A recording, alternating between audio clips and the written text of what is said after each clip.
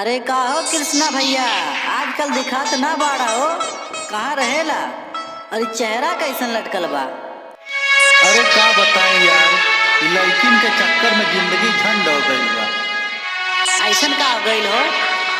अच्छा रुका बताओ, तने सुना का भइल? Singer Krishna Star Basti. जिंदगी की झंड बन के रह गई, जिंदगी की झंड बन के रह गई। प्यार ना करिहा कब होई है कहीं, जिंदगी की झंड बन के रह गई। Music Director DJ Kadi. DJ Kadi. DJ Kadi. चाहे कितना प्यार उनका दे दो,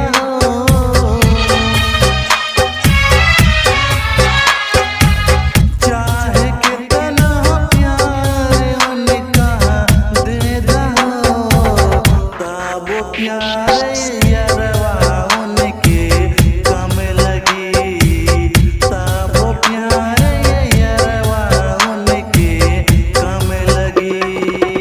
प्यार ना करिहा कब होई है कहीं, जिंदगी की झंड बन के रह गई।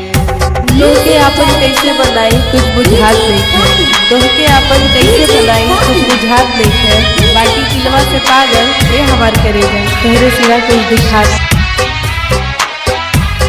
कैसे कैसा जिंदगी काटत बाटे हो, Singer Krishna Star Basti. Krishna Star Basti. कैसे कैसा जिंदगी काटत बाटे हो। ऐसन लागे तीर कर जवा पे चल गई, ऐसे लागे तीर कर जवा पे चल गई। प्यार ना करिहा कब होई है कहीं, जिंदगी एक झंड बन के रह गई। हम रउआ के खोलना चाहिए, हम रउआ के खोलना चाहिए, और रउआ के सिवा केहू और के होकलना चाहिए। ए जान Music Director DJ Kadi. DJ Kadi. Singer Krishna Star Basti. प्यार पे विश्वास